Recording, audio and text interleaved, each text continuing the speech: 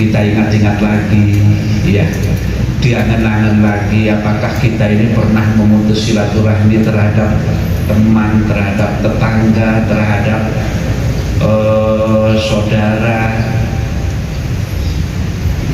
Ada orang yang kadang-kadang mutus silaturahim gara-gara mendengar ucapan kita dihina orang dan sebagainya, ya kan. Biasanya penyebab putusnya silaturahim itu ya terutama karena ucapan yang menyinggung. Saya hanya menggarisbawahi apa yang disampaikan Gus Fahmi tadi. Itu tadi adalah ucapan dari mulutnya Gus Fahmi, tapi sebenarnya adalah itu pesan amanah dari Hadratus Syekh Basim yang ditulis di kitab Atibiyah. Suasana dan pesan di Atibiyah itu intinya kita diamanati, dipesankan, diwati-wati jangan sampai memutus silaturahim apapun alasannya.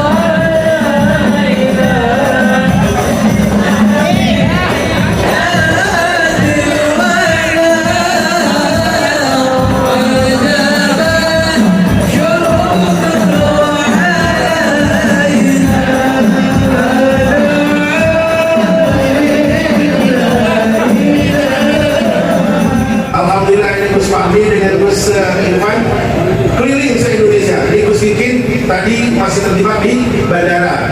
Jadi Bu Singkin minta maaf yang sebesar-besarnya kalau saya ada waktu tadi langsung berangkat ke sini dengan rombongan beliau.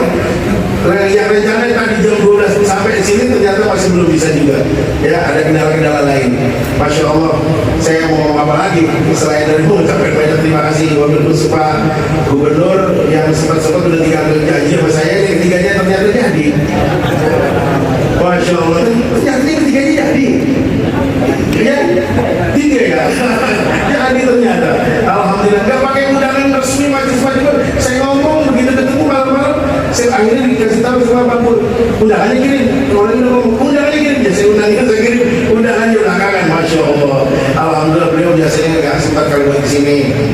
Tapi begitu lihat di KPT, begitu lihat NU, Masya Allah, langsung disegerakan, langsung dicarikan waktunya. Gara-gara NU dengan IKPT, gara-gara IKPT dengan NU. Kalau bukan dari Nurul Amanah belum tentu datang. Kita semua bersyukur.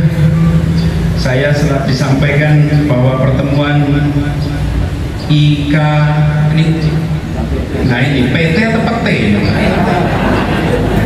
IKPT, Ikatan Keluarga Alumni Pesantren Teguh Ireng, pondok pesantren yang memiliki sejarah gemilang untuk mempertahankan dan menjaga Republik Indonesia.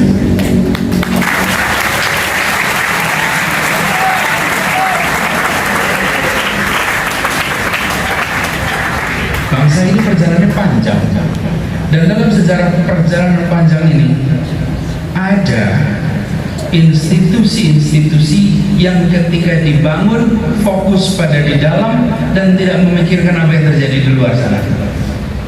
Seakan-akan bukan menjadi bagian dari masalah yang ada di bangsa ini. Teguh Ireng tidak pernah seperti itu.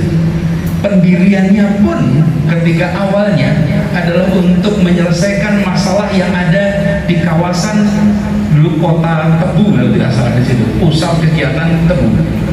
Dan begitu banyak masalah masyarakat, masalah sosial yang akhirnya Mbah Hasim memutuskan untuk mendirikan pondok Teguh Ireng itu untuk menghadapi masalah. Dan dari kisah yang kita dengar, bukan saja membekali dengan ilmu agama, tapi juga dengan ilmu bela diri, dengan ilmu-ilmu untuk bisa menghadapi mereka-mereka yang pada masa itu, kalau bahasa sekarang, premanisme di zamannya.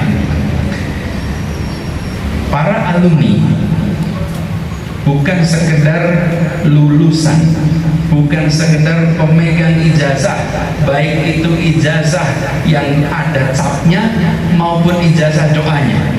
Bukan sekedar pemegang itu, tapi pembawa tanggung jawab moral atas semangat untuk menjaga Republik ini, dan itu ada pada setiap pundak dari para alumni.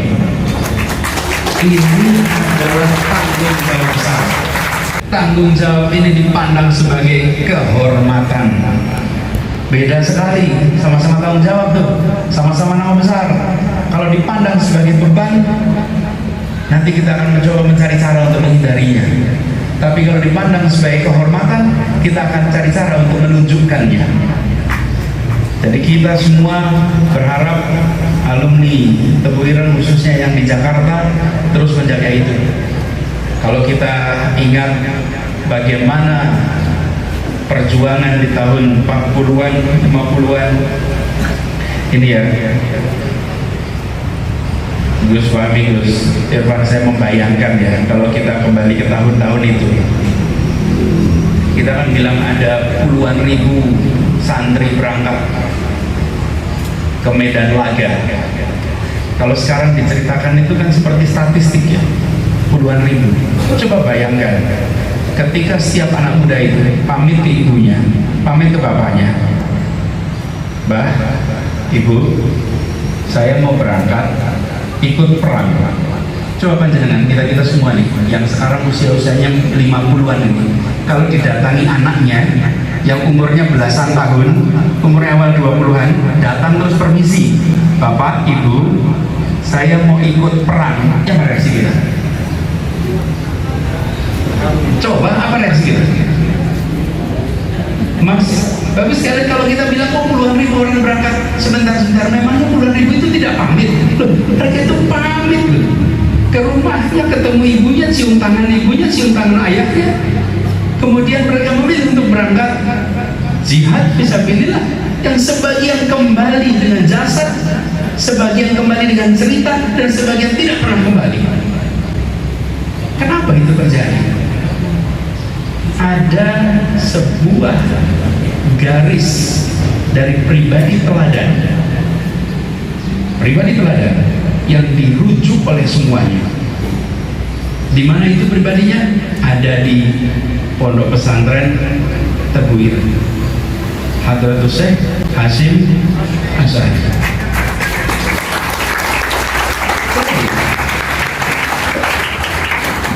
Ayahnya ikhlas anaknya berangkat, ibunya ikhlas anaknya berangkat, lalu terjadilah peristiwa-peristiwa berderet di seluruh Jawa Timur, Jawa Tengah yang pada waktu itu menjadi pusat kegiatan revolusi kemerdekaan.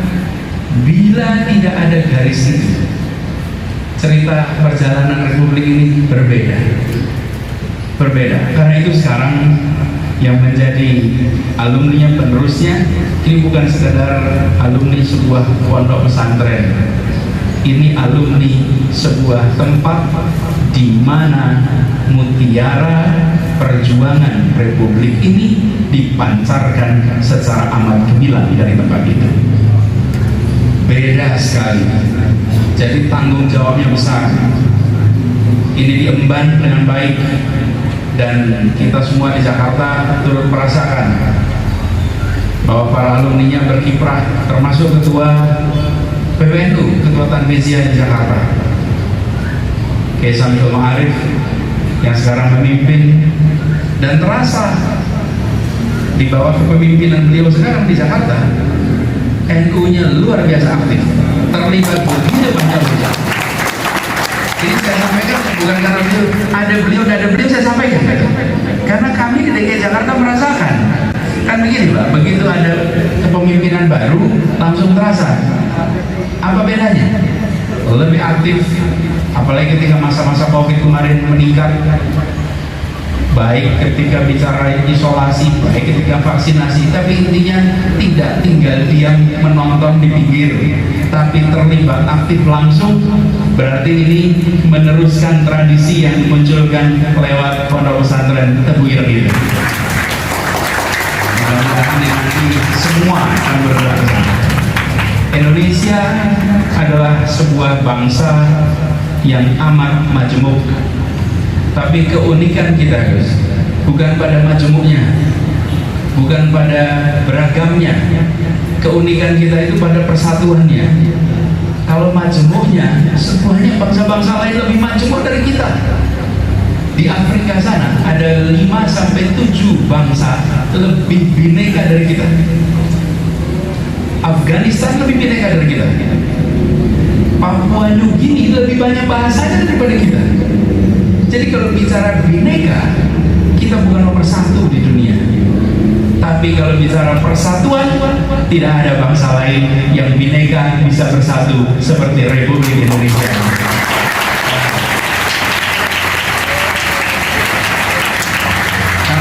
Yang patut dibanggakan dari 3 kata itu, Bhinneka Tunggal Ika, yang patut dibanggakan itu kata tunggal, bukan kata binekanya. Kalau bineka itu adalah karunia ilahi, itu adalah sebuah pemberian yang kita syukuri. Kita ditakdirkan untuk menjadi sebuah bangsa yang berbagai bahasa. Jadi bineka itu ciptaan Allah, tapi tunggal itu hasil kerja manusia. Tunggal itu pilihan kita, bersatu atau tidak itu pilihan kita. Dan menjadi bersatu itu adalah diikhtiarkan. Tidak ada persatuan yang otomatis terjadi. Persatuan itu diikhtiarkan, diusahakan. Jadi ketika tadi dipesankan bahwa harus menjaga persatuan, itulah pesan paling dasar. Karena kalimat Bhinneka Tunggal Ika itu bineka beragam, tunggal satu, ika itu iki, iku, kui, itu bahasa Jawa itu bahasa Sanskerta. Ika itu sama dengan iki atau iku atau kui. Jadi beragam yang satu itu. Banyak yang menganggap ika itu satu, bukan. Itu kalau nama anak itu ika itu kasih nama satu gitu. Tapi sebenarnya ika itu iki, iku, kui. Nah, tunggal itulah yang penting. Dan kita sudah bersenyawa. Kalau dalam istilah kami bersenyawa. Bersenyawa itu artinya bergabung dan membentuk unsur baru. Hidrogen dengan oksigen digabung jadinya air. Air itu bukan oksigen, tapi air juga bukan hidrogen. Tapi dalam air ada oksigen. dalam air ada hidrogen. Bangsa Indonesia sama. Bangsa Indonesia itu ada siapa? Ada Sunda, ada Jawa, ada Bugis, ada Minang, digabung membentuk apa? Membentuk namanya Indonesia. Dalam Indonesia ada Sunda, ada Jawa, ada Minang, ada Bugis. Tapi Indonesia bukan Sunda, Indonesia bukan Jawa, Indonesia bukan Bugis. Indonesia adalah persenyawaan. Nah, karena kita akhir-akhir ini sering lebih banyak bilang bineka, jadinya yang sering diomongkan unsurnya air, tapi yang dibicarakan hidrogennya, air tapi yang dibicarakan oksigennya. Loh, air itu adalah gabungan, campuran yang sudah jadi. Itu sebabnya ketika kita bicara persatuan, mari kita jaga keutuhan Indonesia. Jadi saya berharap juga buat Ikatan Keluarga Alumni Pesantren Tebu Ireng teruslah menjadi penjaga persatuan di Indonesia. Dan setiap alumni memiliki tanggung jawab moral karena telah memilih membawa nama besar Tebu Ireng. Ini bukan sebuah pekerjaan kecil. Ini adalah sebuah tanggung jawab besar, tapi bukan tanggung jawab berat. Kita seringkali menyebutnya tanggung jawab berat. Bukan, ini tanggung jawab besar. Insya Allah tidak berat, tapi besar. Besar kenapa? Karena dampaknya dirasakan oleh begitu banyak warga di Jakarta dan di Indonesia. Jadi dalam kesempatan ini saya mengucapkan selamat. Setiap kita melakukan pertemuan alumni biasanya mengenang masa lalu. Masa mondok itu enak diceritakan, berat dijalani. Kira-kira gitu. Betul ya? Pas menjalaninya penuh tantangan, pas diceritakan pasti penuh dengan keceriaan. Itu masa kuliah, masa sekolah, masa mondok itu gitu. Jadi berat dijalani, enak diceritakan. Dan yang paling berat mendengar ceritanya adalah santri yang sedang ikuti sekarang ini. Pondok ini berusia 123 tahun. Dia akan dianggap tua jika berakhir 150 tahun. Tapi jika dia belum kelihatan akhirnya, maka 120 tahun itu artinya masih muda. Tebu Ireng harus memandang dirinya sebagai pondok yang masih muda. Lihat ke depan. Ke depan, bayangkan pondok ini nantinya akan diingat bukan hanya 2000, sekarang ini 2000 berapa? 2022, tapi 2100, 2200, 2300, 2400. Jadi cara pandang kita itu panjang ke depan, bukan ke belakang. Dan itu artinya tunjukkan gambar-gambar masa depan. Tunjukkan foto-foto imajinasi, pikiran-pikiran kita tentang masa depan. Karena itu artinya kita membaca persiapan ke depan. Kalau kita memasangnya lebih banyak foto masa lalu, kita mengenang kehebatan kemarin. Tapi kalau kita pasangnya ke depan, kita sedang mengimajinasikan bahwa Pondok Pesantren Tebu Ireng masih punya catatan panjang yang harus ditulis. Siapa yang menulisnya? Dari pondoknya sendiri, pengelolanya, dan para alumninya. Insya Allah pondok ini nantinya bukan hanya berusia 150, tapi 200, 300, 400, bahkan insya Allah 1000 tahun lebih menjadi pondok yang memiliki catatan panjang.